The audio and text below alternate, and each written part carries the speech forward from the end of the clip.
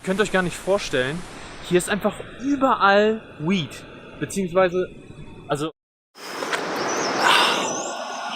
Hello Friends! Bevor das Video startet, würde ich gerne noch eine kleine Sache mit euch teilen. Ich weiß nicht, ob ihr davon gehört habt, aber vor circa einer Woche gab es ein schlimmes Erdbeben in Indonesien. Mit einer Stärke von 6,4 wurden leider mehrere Menschen getötet. Ich glaube, die Zahl beläuft sich so auf ca. 14, aber es könnte sein, dass daraus noch mehr werden. Es wurden auch mehrere Dutzende schwer verletzt. Ich schicke mein tiefstes Mitgefühl und viel Kraft an alle Betroffenen und Familien. Eine wirklich schreckliche Sache. Warum ich euch das Ganze erzähle? Vor ein paar Wochen circa, als ich noch in Delhi war ich kurz davor, mir einen Flug raus aus Indien zu buchen. Und zwar nach Indonesien. Mit dem, was mir in Delhi passiert ist, ging es mir eine Zeit lang echt nicht so gut. Und ich war kurz davor zu sagen, okay, ich breche Indien ab und starte neu in einem anderen Land. Jetzt kann ich sagen, dass ich wirklich Glück hatte, dass ich es nicht gemacht habe. Worauf ich hier hinaus möchte: Lasst euch wirklich durch nichts und niemandem von euren Träumen oder Zielen abhalten. Das ist jetzt vielleicht ein krasses Beispiel, aber stellt euch mal vor, ich hätte Indien einfach abgebrochen. Was wäre passiert? Man weiß es nicht. Indien war schon immer ganz oben auf meiner Liste und ich war kurz davor, meinen Traum wegen so einer Kleinigkeit letztendlich aufzugeben. Wenn ihr euch ein Ziel gesetzt habt oder einen Traum verfolgt, bedeutet das, ihr habt euch dazu entschieden, einen bestimmten Weg zu gehen. Im Leben werden euch immer Steine in den Weg gelegt. Manche sind größer, manche sind kleiner. Aber das kann nicht heißen, dass diese Steine euch den Weg versperren. Auch wenn ihr vor größeren Herausforderungen steht, haltet an eurem Traum und an euren Zielen fest. Egal wie groß dieser Traum ist. Egal ob es ein Tagesziel ist oder ein Ziel, das ihr auf längere Zeit verfolgt. Haltet daran fest, denn ihr seid es, die es bestimmt haben, dass ihr diesen Weg gehen wollt. Ich bin wirklich glücklich, dass ich an diesem Ziel weiter festgehalten habe. Nicht nur, weil ich dieser Katastrophe entkommen bin, sondern weil ich hier wirklich an einem wunderschönen Ort bin. Damit will ich das Thema auch beenden. Leute, kämpft für das, was ihr erreichen wollt und kämpft für eure Ziele und vor allem für eure Träume. Ihr schafft es. Ich habe es auch geschafft. So, ich bin immer noch in Kasol und ein Video zu Kasol wird auch noch kommen. Ein paar Leute aus dem Guesthouse inklusive dem Owner und meiner Wenigkeit. Wir haben uns das Auto geschnappt und sind circa 1,5 Stunden weiter in die Berge gefahren. Wir waren insgesamt 6 Leute, das sah ungefähr so aus. It's fine. Yeah. Just squeeze in.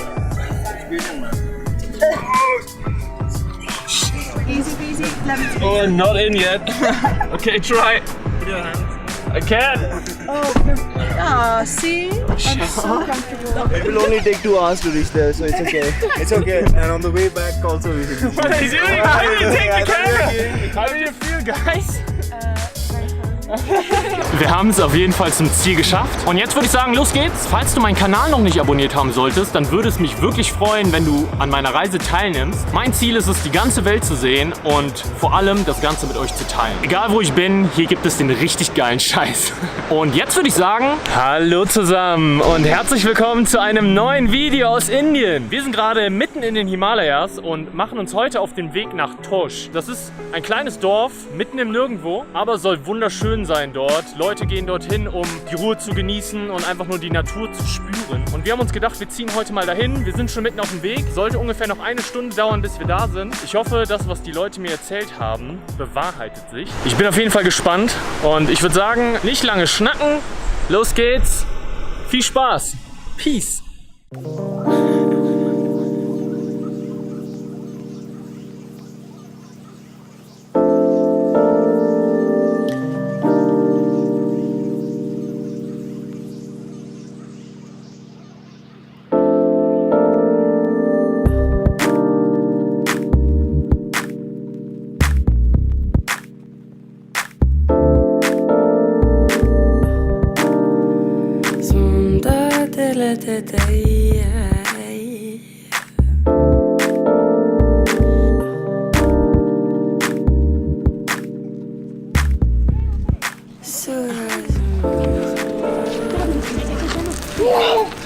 So Leute, wir sind gerade in Tosh angekommen. Echt interessant hier. Ich habe mir Tosh, so wie es jetzt hier gerade aussieht, gar nicht vorgestellt. Ich habe gedacht, das wäre ein bisschen mehr versteckt alles, also ein bisschen mehr im Tal. Aber man hat hier auch einen richtig geilen Ausblick von dem ganzen Tal hier. Wir sind jetzt gerade auf ca. 2400 Höhenmetern und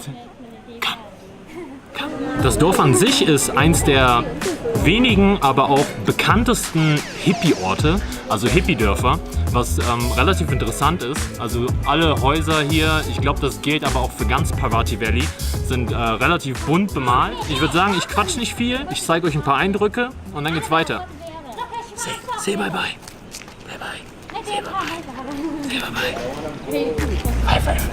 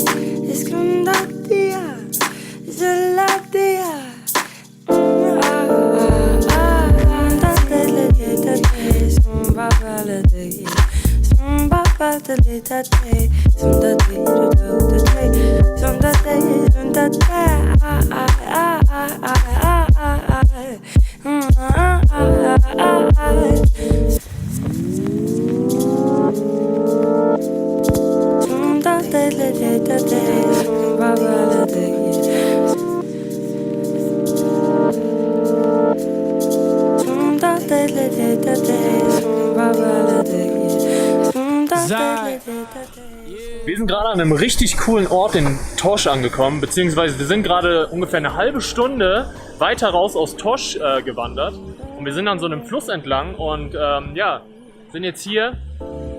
Ja, es fängt gleich leider an zu regnen, deswegen trinken wir hier jetzt was und essen eine Kleinigkeit. Wir machen uns dann gleich wieder auf den Weg zurück und bleiben noch ein bisschen in Tosh, hoffen es regnet dort dann nicht. Ja, und dann geht's auch schon wieder nach Hause, beziehungsweise zurück ins Hostel.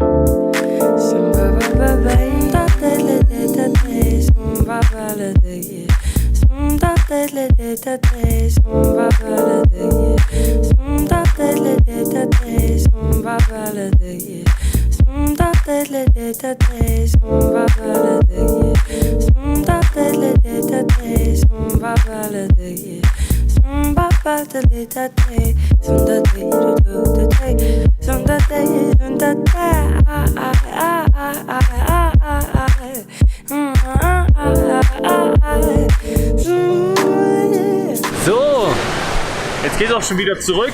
Wir haben ein bisschen gechillt, eine Kleinigkeit gegessen, lecker Fried Rice. Und ja, jetzt geht's wieder zurück nach Tosh. Es hat nicht geregnet, zum Glück. Ihr könnt euch gar nicht vorstellen, hier ist einfach überall Weed. Beziehungsweise, also es wächst hier einfach überall komplett natürlich. Und es ist einfach unglaublich, Leute. Ihr könnt euch das gar nicht vorstellen. Alles voll. Natur pur und so friedlich.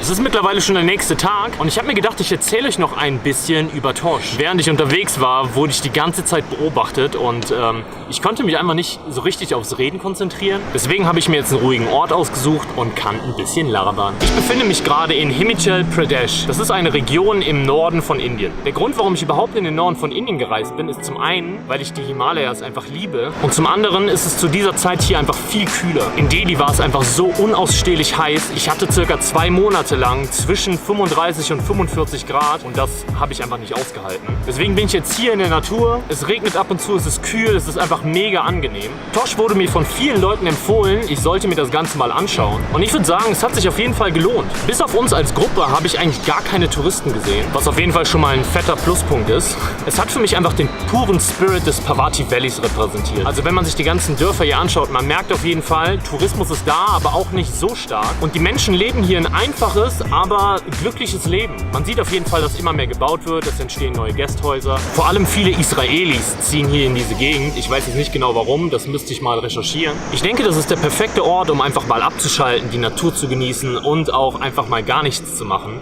Aber man kann ja auch viel tracken und ja, sich die ganzen Berge anschauen. Hier gibt es viele schöne Orte und Tempel, aber auch für den Hinduismus sehr wichtige und prägende Orte, die man sich auf jeden Fall mal anschauen kann.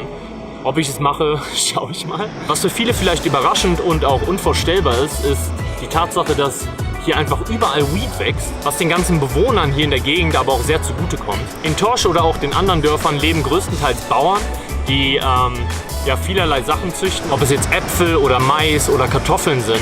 Die Leute züchten hier auch Haschisch an. Diese Droge gilt in vielen dieser Orte als Haupteinnahmequelle. Ihr dürft euch also nicht wundern, wenn ihr durch die Dörfer läuft und die Leute euch einfach Haschisch anbieten. Ja, es ist illegal, aber die Regierung, die scheint darüber hinwegzusehen.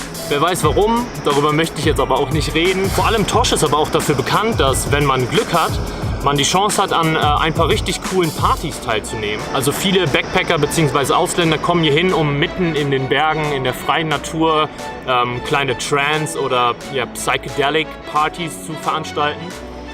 Und ja, ihr könnt euch vorstellen, was dort dann passiert. Ich habe es noch nicht miterlebt, aber viele reden von unvergesslichen Erlebnissen. Eine letzte Sache noch. Den Tempel, den ihr im Video gesehen habt, ist der Jamdagni Rishi Tempel. Was da interessant ist, man darf diesen Tempel nicht anfassen.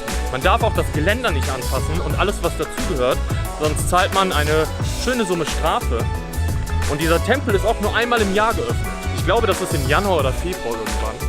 Aber mehr weiß ich dazu leider auch nicht. Und ja, damit würde ich sagen, ich beende das Video für heute. Ich hoffe, es hat euch gefallen. Lasst doch ein Like da, wenn es euch gefallen hat. Und wie gesagt, vergesst nicht, diesen Kanal zu abonnieren. Es geht weiter. Ich würde mich freuen, wenn ihr beim nächsten Mal wieder einschaltet. Und damit würde ich sagen, schöne Grüße aus Kassel. Peace.